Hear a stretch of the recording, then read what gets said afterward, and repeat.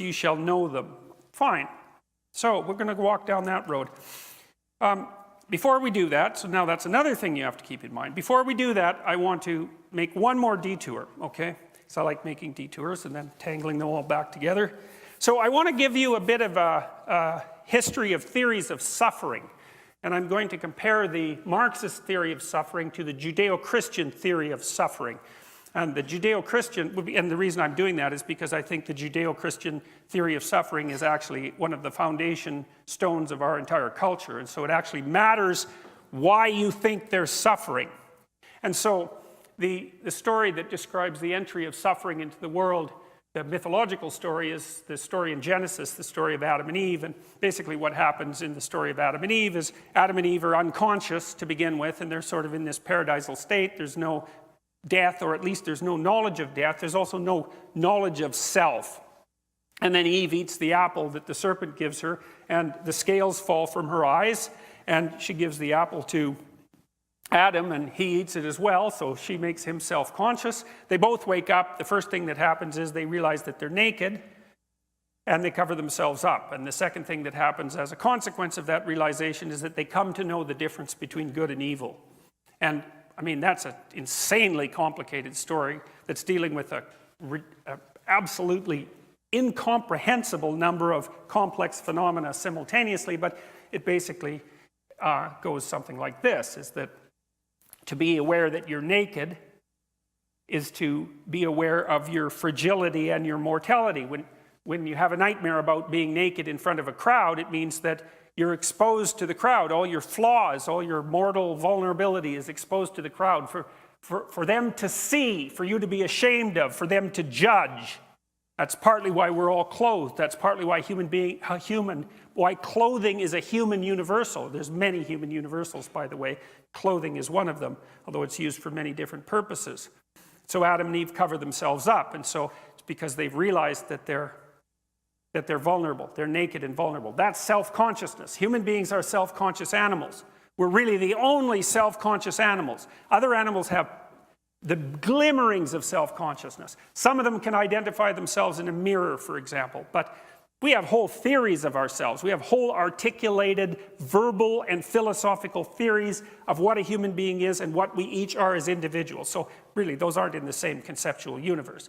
It's a whole different, it's a qualitatively different issue in the case of human beings. We're self-conscious. Self-consciousness loads on trait neuroticism, technically speaking, which means that self-consciousness is primarily something that manifests itself in the form of negative emotion. And we all know that. You're on stage, you get self-conscious. Is that a good thing? No. You can get so self-conscious that you're tongue-tied, right? It's not good. You don't want to be self-conscious on stage. Or maybe ever. You get self-conscious in the face of someone you're trying to impress. You turn all red, you stammer. It's like self-consciousness is a rough business. And it's no wonder, because you know yourself for the fragile fool that you are. It's even worse than that, because, see, it took me a long time to figure out why it was that when Adam and Eve woke up, they also developed the knowledge of good and evil. I just couldn't figure that out, because it didn't make sense to me. How self-consciousness, knowledge of vulnerability, and the knowledge of good and evil were tangled together. Or even really what the knowledge of good and evil meant. But I figured it out eventually. I thought, oh, I get it. It was like a real revelation to me. As soon as you know you're vulnerable, you know the difference between good and evil. Because as soon as you know you're vulnerable, then you know everyone else is. And as soon as you know that everyone else is vulnerable, you know how to hurt them. And so that means you consciously know how to bring suffering into being. And that's the knowledge of good and evil. And you know that because let's say that you're really good at torturing people. And there's no doubt a number of people in the audience who are actually quite good at that. And maybe you all have a bit of an affinity for it. If you're married, I'm sure your partner would testify to that. So if you're going to hurt someone, what you think essentially is, okay, what would really hurt me? And then you think, well, I'll just do that to them. It's like, that's a good theory. It's very sophisticated. So anyways, so what happens? Adam and Eve wake up. They weren't supposed to do this. God told them that they were going to be sorry if they did that, but they did it anyways because that's what people are like. And because we always learn things that knock us out of our present paradises, right? We're curious and we won't leave things alone. And maybe things are not so bad, and then you ask some questions that maybe you're not so happy about asking once you find the answer, and you fall out of your little paradise into history, and you got to work to set things right again. And anyways, God gets wind of this, and he chases Adam and Eve out of the Garden of Eden. But he says some interesting things when he chases them out. He says, all right, now you know what's the consequence of that. And he says to Adam, you're going to have to work. Now that's cool. That's really cool. Well, he is God after all. So he knows what he's talking about. He says, you're going to have to work. So why would you have to work now that you knew you were vulnerable? Well, the answer to that is, well, if you know you're vulnerable, that stretches out into the future. You know you're going to die. You know that you're fragile. It's like maybe all your problems are solved right now. You're all sitting here. You're safe. You're not hungry. You don't want anything to drink, etc. But what about tomorrow? What about next week or next month or 10 years from now? It's like just because you got all your problems solved for this second doesn't mean you got them solved for the rest of your iterations through time. So you got to work. And the work is the sacrifice of the present for the future. And so that's exactly right. You have to work. Now you see what's interesting about that, and this is the theory that I was, and then of course God tells Eve, well, you've really, screwed things up too. You're going to have these big brain babies, and that's a big problem. You're going to suffer in childbirth, and then they're going to be dependent on you forever, and because of that, you're going to be dependent on this man that you just woke up, and that's not going to be very pleasant for either of you, but tough luck. And so that's it. That's the curse in some sense, and it's exactly right. But the thing is, there's a theory in there. There's an interesting theory of suffering that's implicit in that story, and the theory of suffering is that suffering is built into the structure of self-conscious being. It's built right into the structure. So if you're a self-conscious being, that's your lot. It isn't someone else's fault. It isn't a consequence of sociological oppression. It isn't a consequence of the fact that our society isn't organized properly. It's just part of being. All right, so that's a big deal because that's an important theory, because one of the questions is, well, why is there suffering and what are you going to do about it? And it's a lot different if it's just the way it is for you, and if it's actually your fault that he's suffering. Or maybe it's the group's fault that you're suffering. Those theories are really, really different. And then in the second story, in Cain and Abel, Cain makes sacrifices to try to get it in good with God, and Abel makes sacrifices. And the sacrifices are kind of archaic from our perspective. They're burnt offerings, so the smoke goes up where God can detect it, because he's up there somewhere. Up there where the stars are.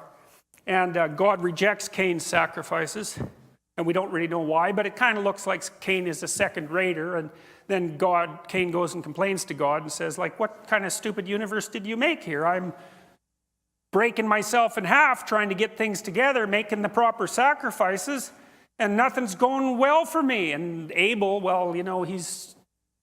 everything he touches turns to gold. Everyone loves him. He's even a really good guy. It's so annoying. What's up with this place you built? And God tells Cain, don't be coming and telling me that the entire fabric of reality is wrong because it isn't working out for you. It says sin crouches at your door like a sexually aroused predatory cat. That's basically the metaphor that God uses. And he says, and you let it in and let it have its way with you.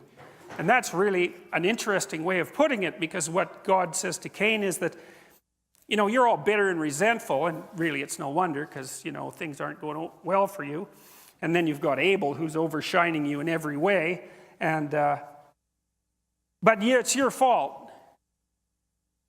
This terrible thing waited at the door, and you let it in.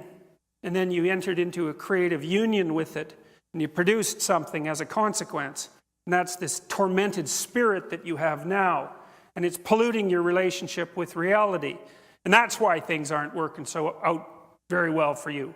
So go put yourself together before you come and tell me just exactly what's wrong with the structure of reality. And Cain isn't very happy about that, because really, is that really what you want to hear?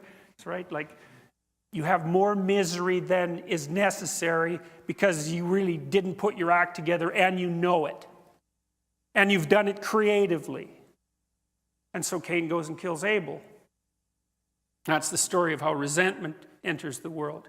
And it's the first story in the Judeo-Christian canon, let's say, about actual human beings. Because Adam and Eve were made by God, so they don't really count. Cain and Abel were born. And so that's something, so there's a reaction to suffering, right? The necessity of sacrifice. And the consequence of the necessity of sacrifice is that some sacrifices work and others don't.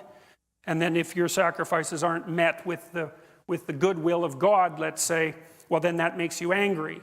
Well, of course it does. And you can take God out of the story if you want, if you're not happy with that kind of mythological or narrative statement, but it doesn't really matter, because the whole point is that if you make sacrifices, especially if they're second rate, things aren't going to go very well for you, and you're going to get bitter and resentful and murderous and maybe genocidal. And it's really interesting, you know, because Cain has descendants, and if you transgress against them, they don't just kill you, they kill 7 of you, and then his later descendants kill 49 of you. There's this exponential growth of murderousness as a consequence of Cain's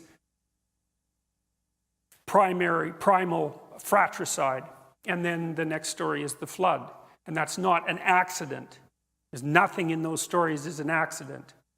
Okay, so now you've got 2 different theories about the nature of suffering. You've got the one I just laid out,